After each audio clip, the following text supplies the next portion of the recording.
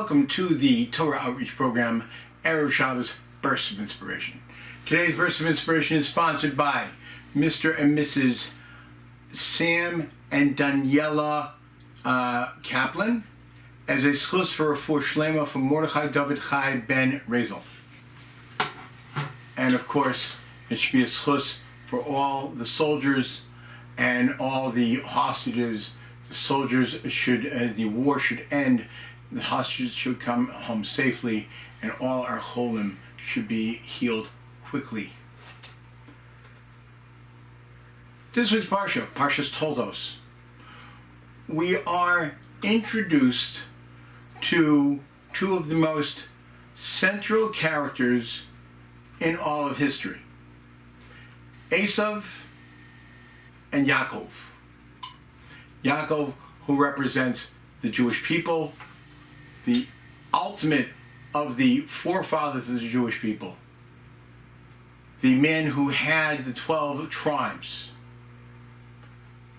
and Esav, the forefather of Amalek, who had a mission to destroy the Jewish people, and we have a commandment to erase their name.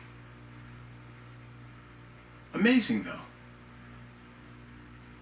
There's no one else in history that we are commanded to destroy them completely if ever we have the opportunity, to erase their name from memory. What is it about these people that is such the antithesis of everything we believe in?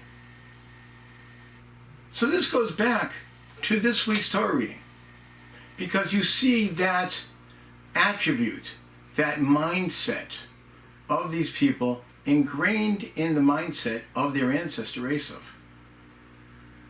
Esav came back from a day filled with murder, and he saw Yaakov cooking something on a fire,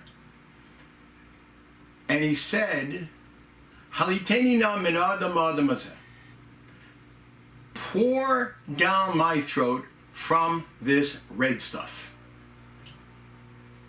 You learn a lot of things about Esav from that statement. First, haliteni na. Pour it down. I'm too tired, I'm too lazy to feed myself, just I'll open my mouth and you take care of it.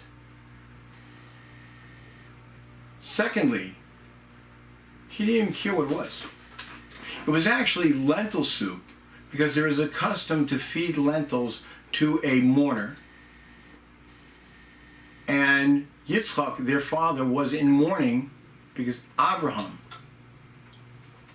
their grandfather, had passed away. He wasn't interested.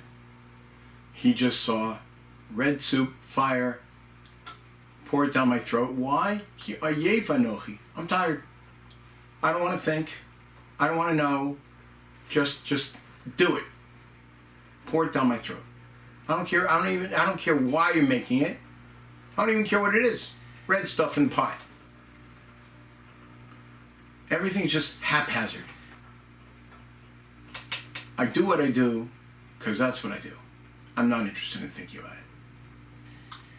Later, when the tribe of Amalek attacks the Jewish people right after they came out of Egypt, right after the splitting of the Red Sea, it says that they happened upon you on the way. It wasn't a planned attack. It was, oh, let's get them. Look who's coming. Let's go. It wasn't even a plan. It was just happened upon the way. And because of that, we have to destroy even their memory, because they are the antithesis of the Jewish people. What does it mean, the antithesis? Because we're taught, it's inculcated in us from the crib, to think. Think. There is no such thing as It just happens on the way. It just happens. Nothing just happens. There's no such thing as coincidence.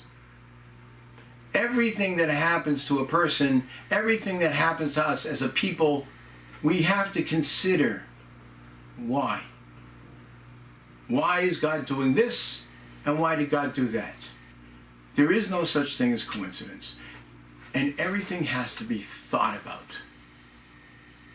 We have to take our lives into our hands and say, why is this happening to me, and what should I do about it? Why was this job given to me, and how do I make the best of it? Why was I born into this family at this time, and this situation? Why do I have these issues and these tests in my life? It didn't just happen. There is no such thing as I do what I do because that's what I do. Everything has to come with a thought, and everything has to come with a reason.